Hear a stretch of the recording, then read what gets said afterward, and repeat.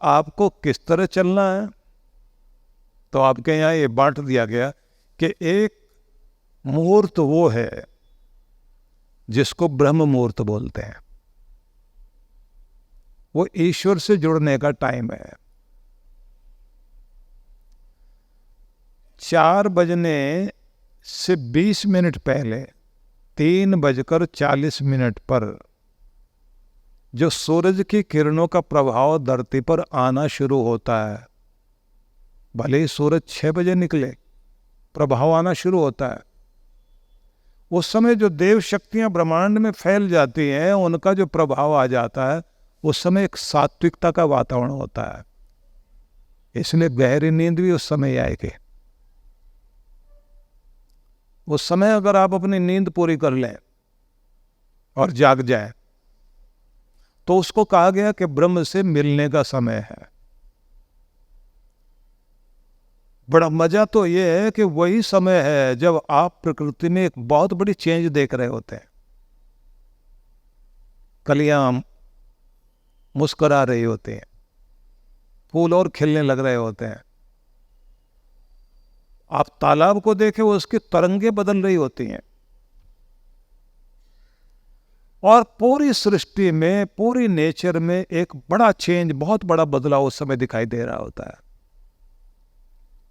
हवा भी अपने एक बैलेंस में होती है उस समय। उस समय को कहा गया है कि ये कनेक्ट होने का टाइम है आपका।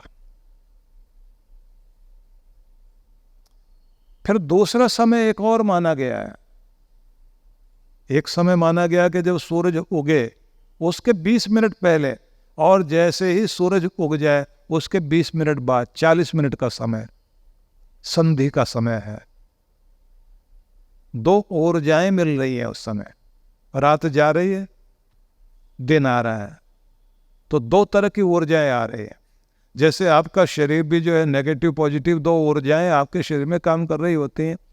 धरती के अंदर की अलग ऊर्जा काम करती है। आपके शरीर का नॉर्थ पोल साउथ पोल भी बना हुआ है। ऐसे जो है इस धरती का भी साउथ पोल है, नॉर्थ पोल है, जिसके आधार पर आपके मौसम बदलते हैं। ऐसे आपके शरीर का भी तो व्यवस्था है ना। तो कहते हैं कि ये कनेक्ट होने का समय है आपके पास। या तो आप ब्रह्म मुहूर्त का फायदा लो, नहीं तो फिर आपके ऋषियों ने कहा संध्या तो जरूर करो। अब संध्या को हम लोगों ने सांध्य वेला समझ लिया कि रात को सूरज जब जैसे छिप रहा होता है और रात आने लगती है, वो जो संधि काल है उसको कहते हैं संध्या वेला हो गई। लेकिन यहां एक शब्द समझना, संधि, जुड़ना। जिसमें संधि हो रही है, सूरज आ रहा है, रात जा रही है, तो 2 की संधि हो रही है, मिलान हो रहा है, वो उषा वेला है। और जब दिन जा रहा है, रात आ रही है, उसको हम संध्या वेला कहते हैं, सांझ कह देते हैं। लेकिन दोनों वक्त को 20 मिनट पहले सूरज के उगने से और सूरज उग जाए उसके 20 मिनट बाद तक का समय, ये संधि वेला का है। इस समय कनेक्ट होने के लिए जरूर बैठना चाहिए।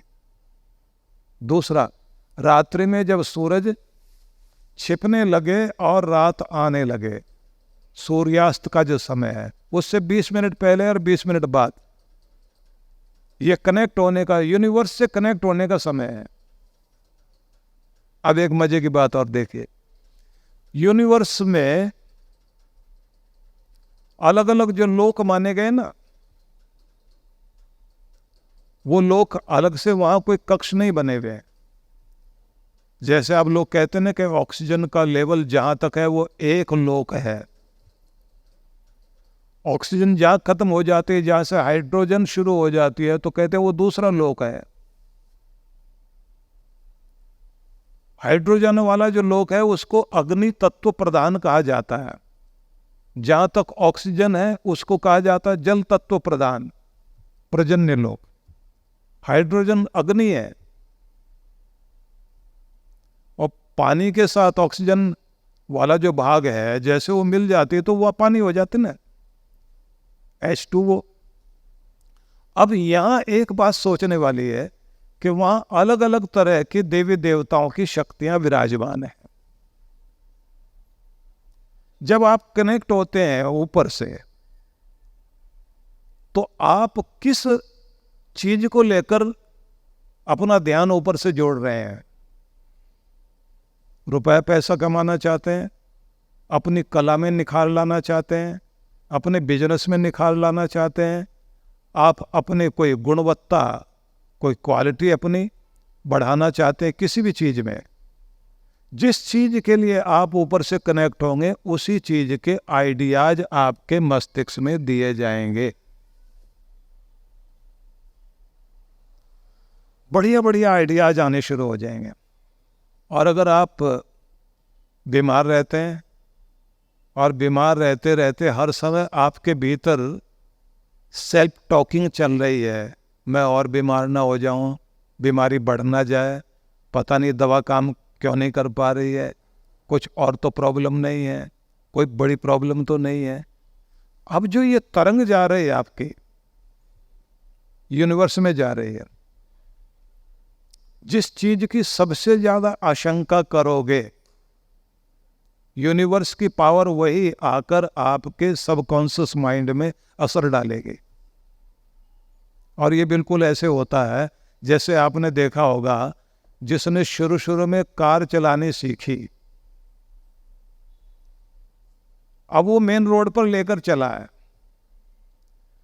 और अंदर अंदर एक मंत्र जाप कर रहा है, क्योंकि उसको रोड पर सामने खंबा दिखाई दे रहा है।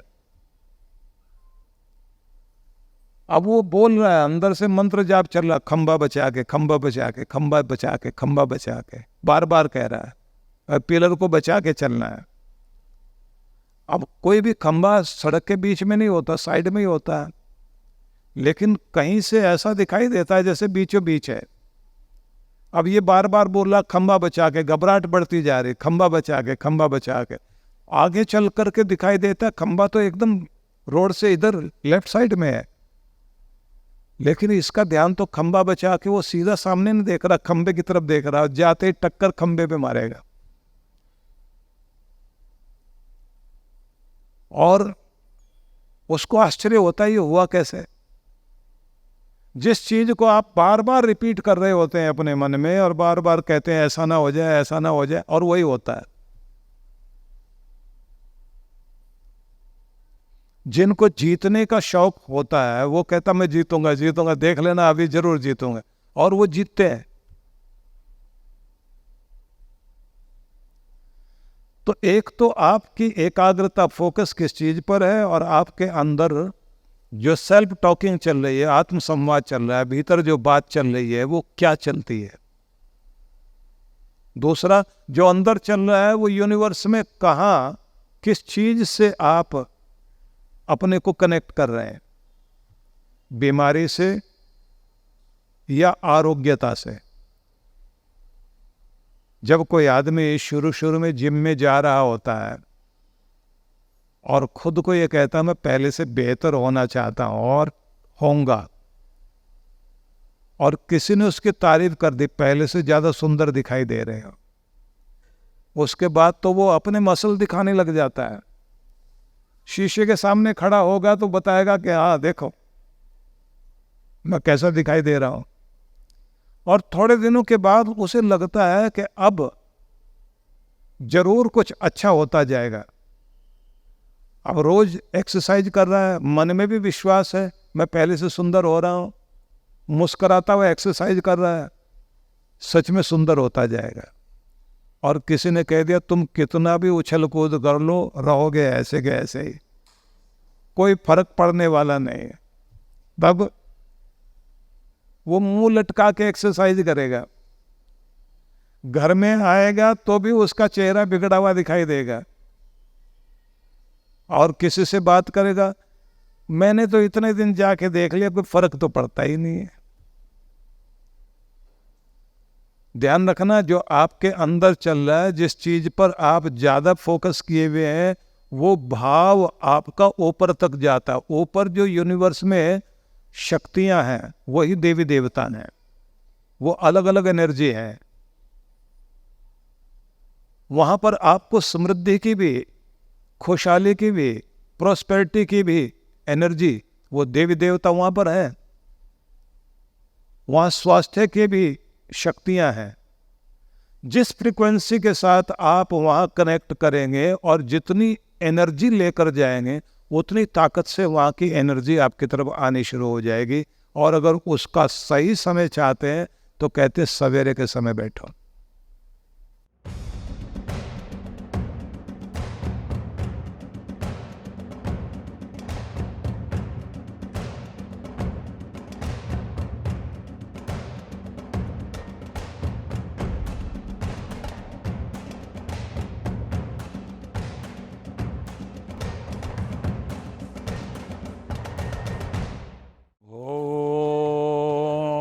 गणाधिपतये नमो नमः। महालक्ष्मी नमो नमः। आप सभी के लिए यह एक आवश्यक सूचना है कि इस बार 26 अक्टूबर से 29 अक्टूबर तक विशेष गणेश लक्ष्मी महायज्ञ जो 108 कुंडीय होगा, उसका भव्य रूप में आयोजन किया जा रहा है।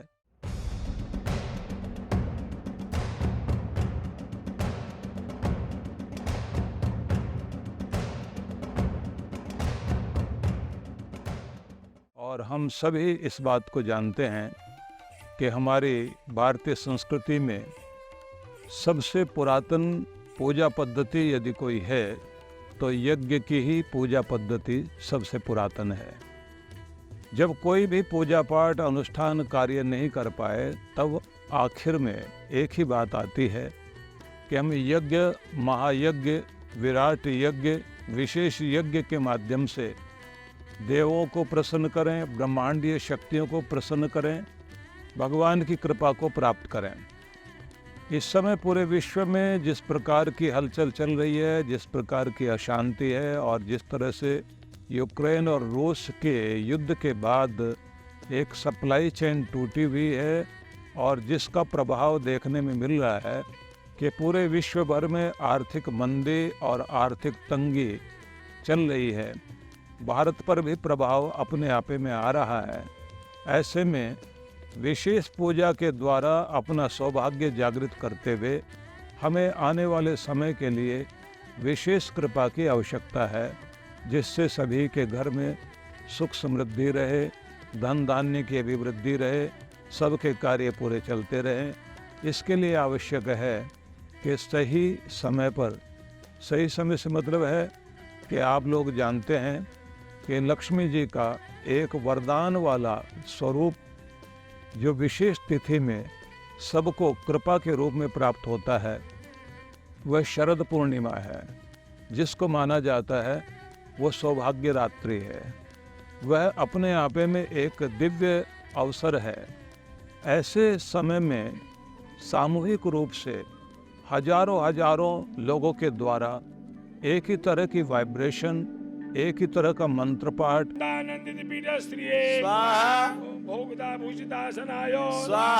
एक ही तरह की ध्वनियों का प्रभाव ब्रह्मांड में जिस तरह से होता है, उसका एक परिणाम अवश्य निकलता है कि जो हम सभी सोचते हैं कि हमारा सौभाग्य बढ़े, हमारा आरोग्य बढ़े, हमारी सुख समृद्धि बढ़े, हमारे घर में सब प्रकार का ऐश्वर्य आए, हमारी कामनाएं पूर्ण हों, हमें विजयश्री मिले, सफलताएं प्राप्त हों। तो ऐसे सभी परिणाम हमें उस कृपा से प्राप्त होते हैं, जो कृपा हम सामूहिक रूप से यज्ञ करते हुए, एक साथ मंत्र घोष करते हुए जो कृपा प्राप्त कर सकते हैं, वो आश्चर्यजनक है, वो अद्भुत है। इसलिए मैं ये कहूँगा कि ये अवसर सच में ही बहुत ही लाभकारी है और इसमें हमारी कोशिश होनी चाहिए कि सभी लोग इसमें अवश्य पधारें।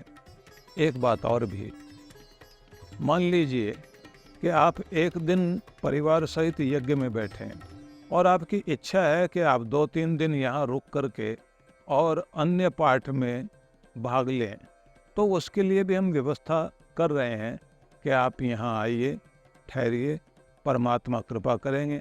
सभी सामूहिक रूप से इकट्ठे बैठें और यज्ञ में भाग लें। साथ ही एक विशेष बात, आप लोग जानते हैं कि इस बार भगवान शिव का ये शिव तीर्थ जो वरदान तीर्थ है, इसका निर्माण हो चुका है और सैकड़ों विद्वानों के द्वारा पाठ पूजा करते हुए स्थान को जागृत भी कर लिया गया। और भोलेनाथ भगवान के ओंकारेश्वर पर्वत पर विराजित हो जाने के बाद 12 ज्योतिर्लिंगों के ही मध्य एक बड़ा 800 किलो का श्रीयंत्र स्थापित हुआ है और एक और गणपति भगवान विराजित है, दूसरी ओर लक्ष्मी माता का मंदिर बना हुआ है, लेकिन साथ में ही पीछे गुफा में तिरुपति बालाजी, वेंकटेश भगवान, विष्णु भगवान विराजमान है। ऐसे स्थान पर जब सभी लोग समय के साथ बारी बारी क्रमशः आकर अपना जाप करें, पूजा करें, अनुष्ठान करें और यज्ञ भी साथ चल रहा हो, तो उस समय आप देखना कि वह अद्भुत अवसर प्राप्त होगा। वो वाइब्रेशन आपकी मनोकामना पूर्ण करने के लिए और आपको भीतर से भावावेश देने के लिए, आपके अंदर भावों का उद्रेक पैदा करने के लिए एक सुंदर और अद्भुत कार्य होगा। इसलिए मैं ये चाहूँगा कि इस अवसर पर आप अवश्य पधारें, अभी से अपनी बुकिंग करें। यदि किसी भी कारणवश आपका आना संभव नहीं हो पा रहा है, तब आप संकल्पित यजमान बने, अपना नाम, गोत्र, जन्म तिथि आदि भी दे दें, फोटो भी भेज दें, तो मैं सामने रखकर यज्ञ करते समय आप लोगों के लिए प्रार्थना कर सकूँगा। और मेरे साथ में वे हमारे ब्रह्मचारी, वो गुरुकुल में पढ़ने वाले, जो शुद्ध अंतःकरण वाले, निर्मल हृदय वाले सभी विद्यार्थी जब भगवान से लौ लगाकर आपके लिए प्रार्थना करेंगे, यज्ञ में आहुति देंगे, वो एक बहुत बड़ा परिणाम उत्पन्न करेगा। परमात्मा करेंगे, आपकी कामना पूरी होगी। इस अवसर पर मेरा निमंत्रण है, अब अवश्य पधारिए और इसमें भाग लीजिए। आप सबके लिए बहुत बहुत मंगल कामना।